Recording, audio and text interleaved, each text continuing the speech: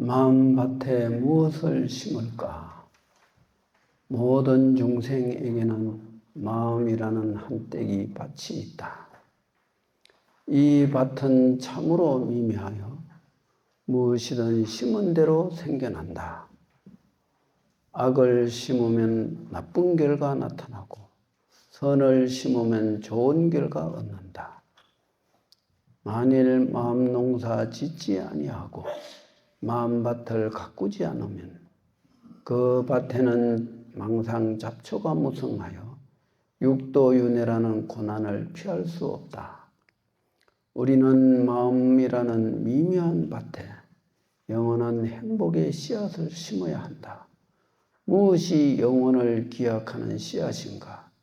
보리라는 깨달음의 씨앗을 심고 연불은 양식이 되어 행복이라는 마음정도 이뤄야 한다. 오늘 봄비가 고요히 가만하게 내리고 있습니다.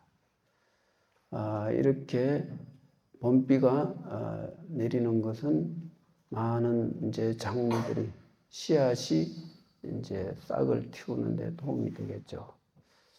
3월 달은 우리가 종자를 농사 짓는 법에 의하면은 종자를 심는 시기에 해당됩니다.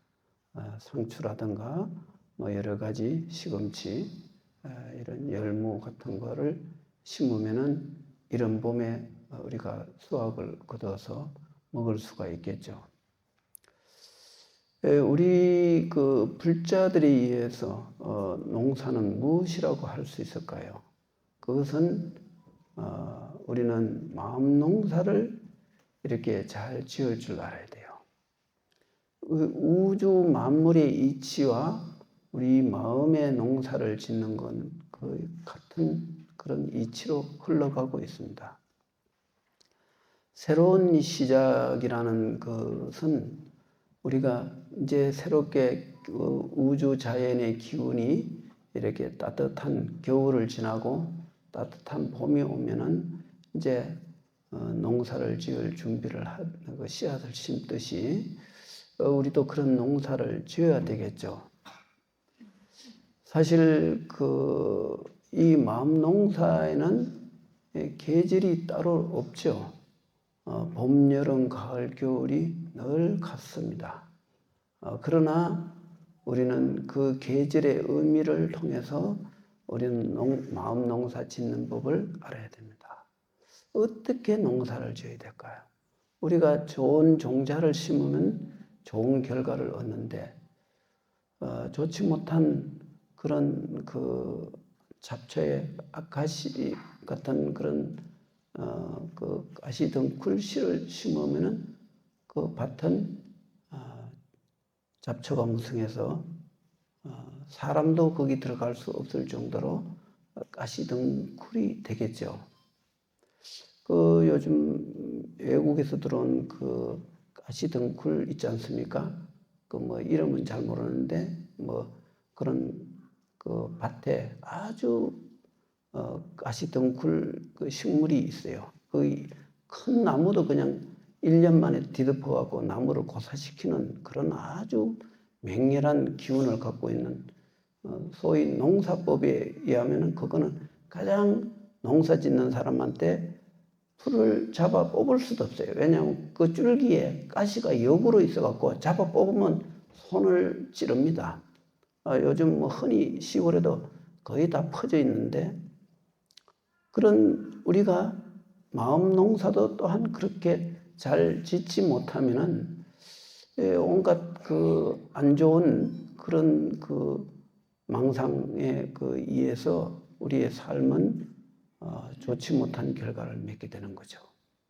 정말 잘 지어야 되는데 어떻게 해야 될까요? 나쁜 종자를 심으면 나쁜 결과가 되고 좋은 종자를 심고 키우면은 좋은 결과를 이룬다는 건 아주 지극한 상식이고 우리 삶의 기본이 되고 있죠.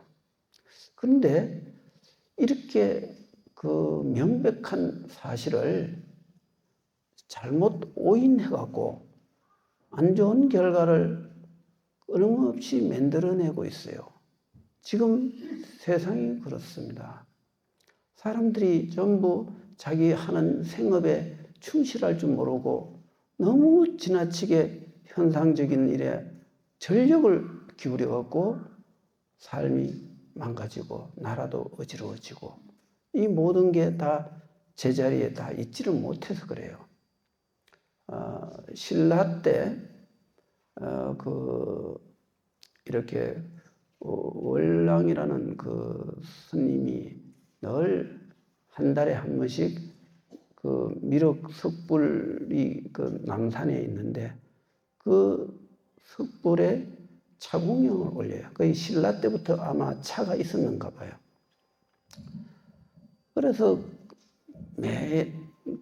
매달 그렇게 차공양을 올리러 그 남산 중턱에 있는 석불에 차공양 올리러 가는데 임금이 누가 구해서 그걸 여름에 가만히 보니 스님이 그렇게 도구를 짊어지고 이렇게 산에 가는 모습을 봤단 말이에요. 그래서 이제 그게 한두 번이 아니고 1년 내내 그렇게 하니까 그 스님을 궁중으로 초청을 했어요. 그래서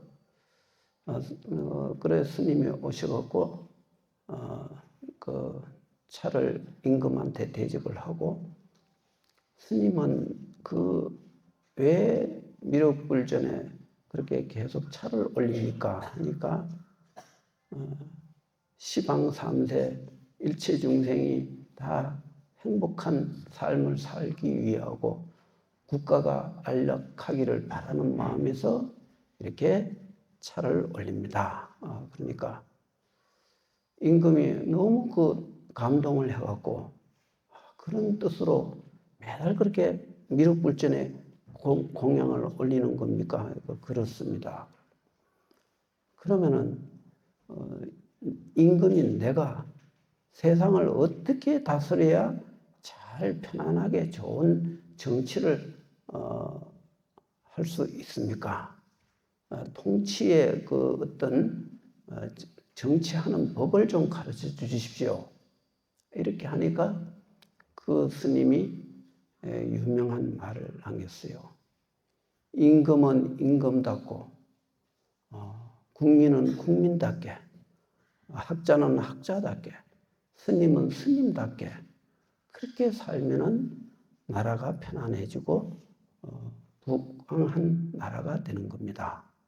그래서 이제 그 임금이 그걸 듣고 아주 큰 감동을 했다. 이런 기록이 삼국유사에 나옵니다. 삼국유사 보신 분은 그 내용을 대충은 알 수 있을 거예요. 그래서 그 내용을 나라를 위해서 바친 노래라는 나오는 건데, 오늘날 우리가 그렇게 본인이 처한 그 상황에 닿게 살아가면은 아무 문제가 없는데, 그렇지를 못할 적에는 나라는 큰 중국의 대국이라도 혼란에 빠지고, 오늘날 우리 불교도 굉장히 위태롭습니다. 과거 어느 때보다도 우리 불교도 종교인들도 다 그렇겠지만 우리는 불교인이지 않습니까? 불교인은 불교인답게 정말 안으로는 수행을 충실히 하고 밖으로는 중생을 위한 거룩한 봉사를 할 줄 알아야 되는데, 종교가 이기주의로 빠지고 국민이 이기주의로 빠지면 종교인으로서 설 자리가 없습니다. 종교도 또한 불교인도 사회 속에서 국가 속에서 사는 것이고 국민들 속에서 종교인이 나옵니다. 스님이 어디 별딴 데서 내려오는 건 아니잖아요. 국민들 속에서 스님이 나오고 불교인이 나오는 거니까. 그렇다면은 우리 불자들은 어떻게 살아야 될까요? 부처님 가르침은 내 마음을 밝히라 그랬지 밖을 밝히는 것이 우선이 아니라 그랬어요. 물론 바깥도 좋아야 되겠지만은 내 마음은 어두운데 바깥 일에 빠지면은 바깥 일이 정상적으로 될 수 있을까요? 정상으로 될 수가 없어요. 내 마음이 근본적으로 잘못됐는데 그 잘못된 마음은 잘못된 행동을 만들어내요. 행동은 그냥 나오는 게 아니라 내 마음의 작용이거든요. 내 마음 상태에 따라서 행동은 나타나는 거거든요. 내가 착한 마음을 가지면은 착한 행동을 하게 돼 있고, 악한 행동을 하면은 악한 마음을 가지면 악한 행동이 되는 거죠. 그래서 우리가 이런 일이 있잖아요. 내가 좀 착한 마음으로 잘 시작은 했는데 방법이 좀 잘못되거나 내가 조금 지혜롭지를 못해갖고 좀 잘못된 일이 생길 수 있어요. 이런 경우는 그러면 착한 마음으로 시작하는 거는 착한 종자인데 잘못된 방법으로 인해서 나는 나쁜 결과를 얻었다. 그러면 이거는 우리가 좋은 일을 해도 좀 잘못돼갖고 악한 결과가 됐으면 이거는 또 어떻게 되는 거냐. 이렇게 이제 반문할 수가 있습니다.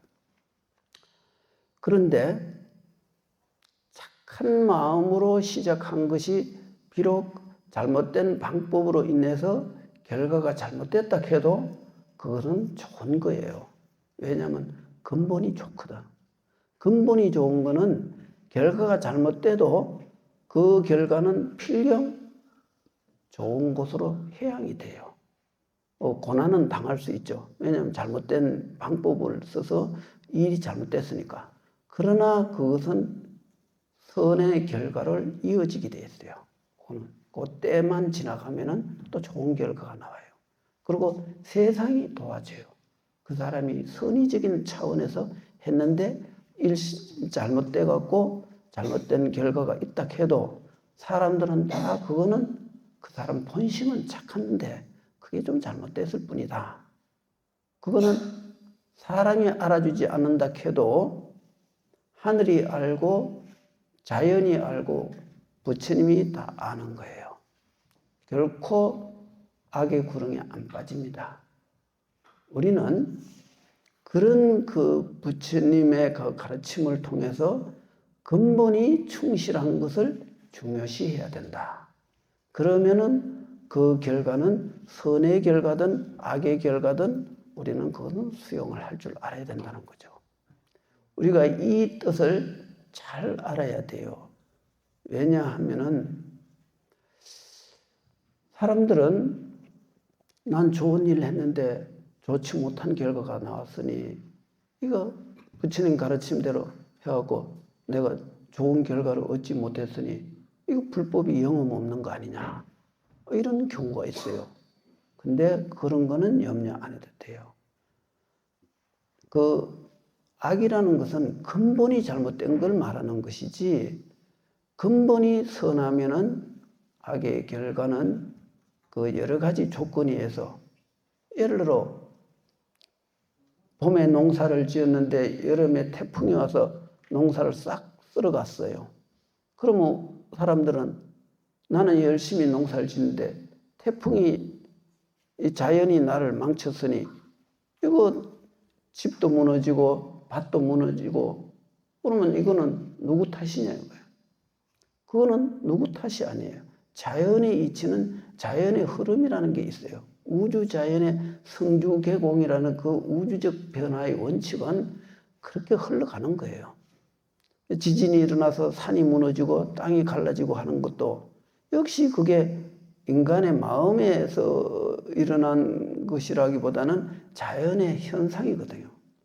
그러면은 우리가 복이 없기 때문에 지진 날 자리에다가 집을 지었고 살다가 지진으로 해서 땅속으로 순식간에 갇혀버렸잖아요. 그럼 그 결과가 나쁘죠. 그렇지만 그 사람은 크게 보면은 또 그 다음에 좋은 또 그 업장을 그렇게 소멸하고 나면 또 좋은 결과가 다음 생엔 또 이어지는 거죠. 사람이 한 번 죽으면 끝나는 게 아니거든요. 다 학업생을 윤회를 하는 것이니 너무 한 생에 내 인생의 전부가 걸려있다 이렇게 생각할 필요는 없어요. 만일 그렇게 생각하면 극악무도한 세상이 돼요. 왜냐하면 이 생에 오만 나쁜 짓을 했더라도 죽으면 그만이니까 온갖 악행을 다 할 수도 있는 거죠. 그러나 다음 생에 우리가 그 이 생의 행위가 다음 생에 다 받을 수 있기 때문에 우리는 나쁜 짓을 하면 안 된다라는 그런 생각을 하면은 사람은 나쁜 짓을 안 해요. 왜냐하면 다음 생에 거지가 되었고 온갖 고초를 받을 걸 생각하거든요. 계산을 딱 해보잖아요. 그러면 안 하는 거죠. 예를 들어 그 봄에 농사를 짓는 게 힘들고 귀찮다고 따뜻한 봄이 오면은 몸이 축 늘어지면서 좀 게으름이 생기잖아요. 그러면 방 안에 따신 방에서 잠자고 싶은 거예요. 근데 밭에 나가서 일을 하려면 얼마나 힘들어요. 근데 봄에 농사를 안 짓는 사람이 가을에 거둘 수확이 뭐가 있어요. 그러나 우리는 주어진 현상에서 최선을 다해야 되는 거죠. 그렇게 하다 보면은 어떤 결과든 그 결과는 우리는 받아들이는 것이 좋다. 왜냐? 그 우주 자연의 이치가 그렇게 흘러가는데 우리도 그 흐름을 따라주는 게 좋다는 거죠.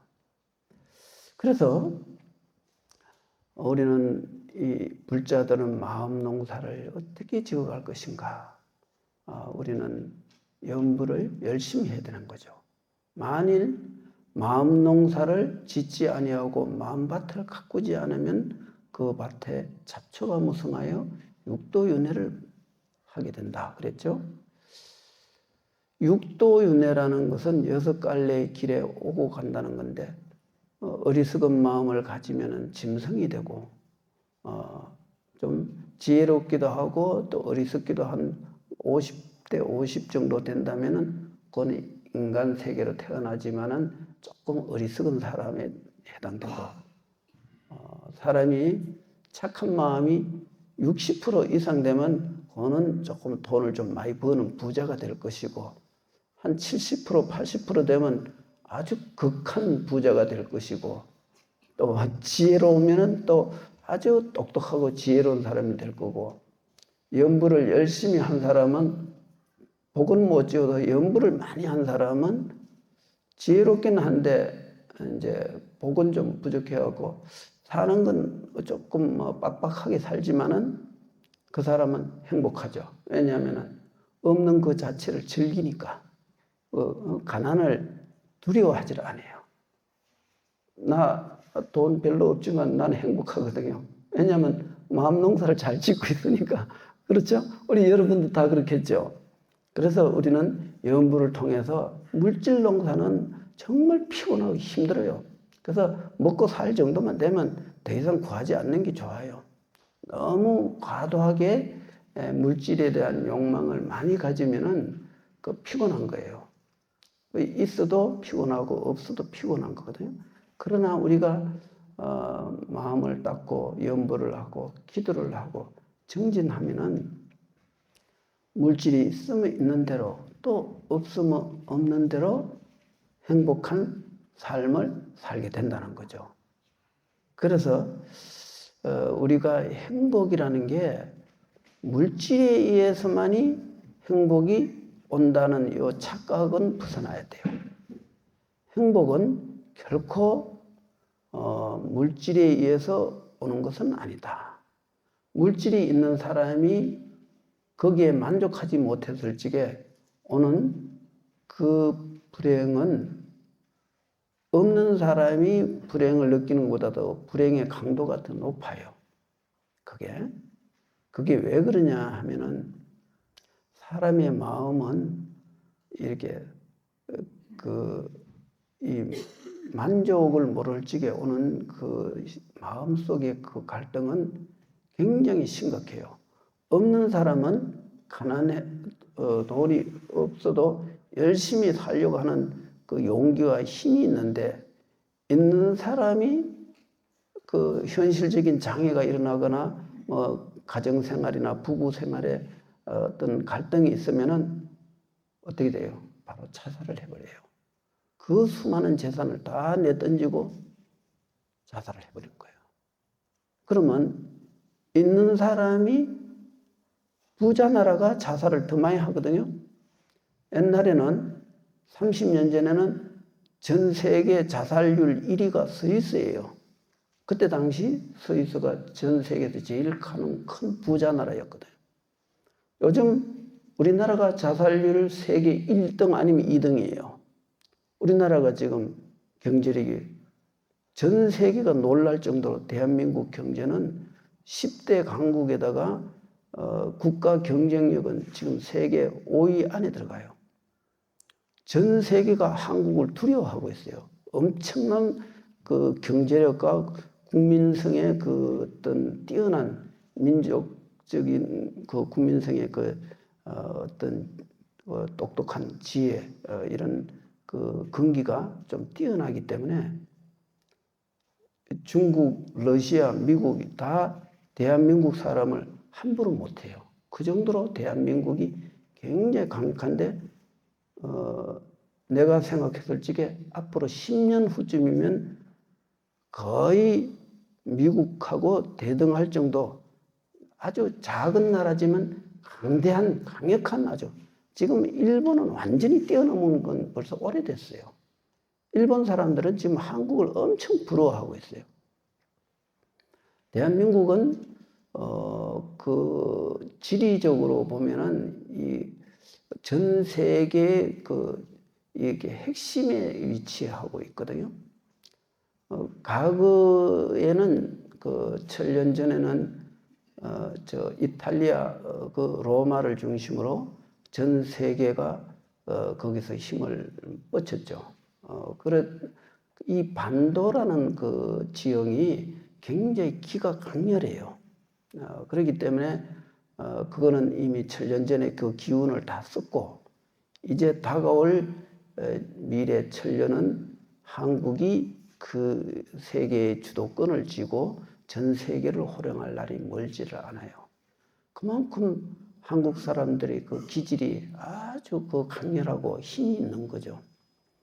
그러면은 우리가 이런 그 좋은 그 기운을 받고 태어났는데 우리가 그 기운을 잘 활용을 해야 되거든요. 그 속에서도 어리석은 사람은 고통을 받을 수가 없는 것이다. 그렇게 되는 거죠. 그래서 우리는 염불을 통해서 그 있고 없는 그 경계에 빠지지 않고 염불을 통해서 내면의 편안함과 행복을 우리가 심어야 된다. 나무아미탑을 이 6자 염불은 농사로 지으면은 그 씨앗을 거름이 해당돼요. 우리가 이 거름을 잘 주고 그렇게 키워야 그 열매가 좋은 결과를 맺을 수 있잖아요. 그러면 결과는 뭡니까? 우리 마음 청정이죠. 염불은 마음 청정을 이루는데 가장 강렬한 힘이 되는 거예요. 거름 중에 최고의 거름이 돼요. 작물로 치면 완전한 거름, 부작용이 없는 아주 좋은 거름이 되죠. 그래서 우리는 이 생활 속에서 물질에 너무 끌리지 말고 세상에 어떻든 그런 거 신경 쓰지 말고 오로지 이럴수록 우리 마음 수행에다 최선을 다하면은 우리의 그 작은 힘이 별거 아니라고 생각할지 모르지만은 그렇지 않습니다. 내 일심이 청정하면 다심이 청정이라고 원각경에서 가르침을 주셨어요. 한 마음이 우리의 한 마음이 염불을 통해서 청정심을 이룩한다면 그것은 내 주변 사람한테 영향을 줄 것이고 그러면 여러 사람 마음이 청정해지니 일심청정이 다심청정으로 이어지는 거죠. 그것이 바로 한국을 바꾸고 전 세계인을 바꾸는 큰 힘이 되는 거죠. 우리는 이러한 이 봄을 맞이해서 마음 농사를 잘 지기를 바라면서 오늘 본문은 이거로 마치겠습니다. 승부하십시오.